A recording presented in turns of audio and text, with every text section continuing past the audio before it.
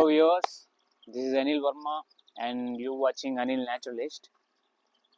నా పక్కన ఉన్నది రేల చెట్టు, ఎమల్తాస్ అంటారు హిందీలో, అండ్ క్యాషే ఫిష్లో దీని బొటానికల్ నేమ్.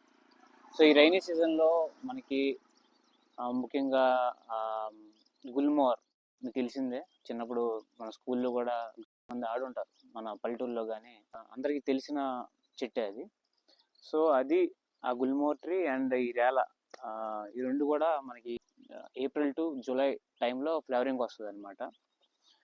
సో ఈ చెట్టు ఎందుకు ప్రత్యేకత అంటే, ఇప్పుడు నాకు తెలిసిన చెట్లు కొన్ని చాలా స్ట్రైకింగ్ కలర్ ఉంటాయి, లైక్ డార్క్ బ్రైట్ కలర్స్ ఉంటాయి. రేల చెట్టు విషయానికి వస్తే ఇది ఎల్లో ఉంటుంది, గుల్మోర్ రెడ్ ఉంటుంది, అండ్ జకరాండా అని చెప్పి హిల్ ఏరియాస్లో ఉంటుంది అనమాట. సో అది లుక్ చాలా బాగుంటుంది. సో వీటన్నిటిలో ఈ రేల చెట్టు, ఈ క్యాషే ఫిష్లో ఎందుకు ప్రత్యేకం అంటే, ఇది నేటివ్ వెరైటీ అనమాట, మన ఇండియాకి చెందిన వెరైటీ అనమాట. అంటే పుట్టి పెరిగింది ఇండియాలోనే. గుల్మోర్ విషయానికి వస్తే అది మడగాస్కర్లో, అండ్ జకరాండా కూడా సౌత్ అమెరికా అనుకుంటా.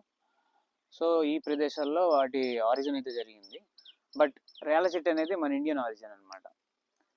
19th సెంచరీలో ఫారినర్స్ చాలామంది వస్తారు కదా, ట్రావెలర్స్, బొటానిస్ట్స్. సో వీళ్ళు ఏంటంటే ఈ ర్యాలీ చూసి చాలా అట్రాక్ట్ అయ్యారనమాట.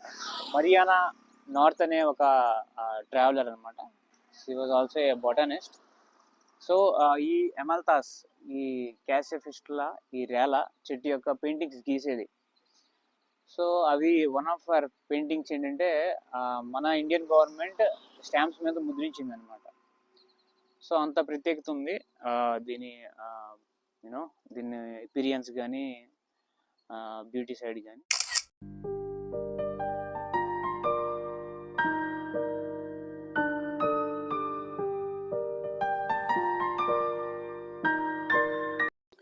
ఈ రేల చెట్టుని హిందీలో బందర్ లాటి అంటారు.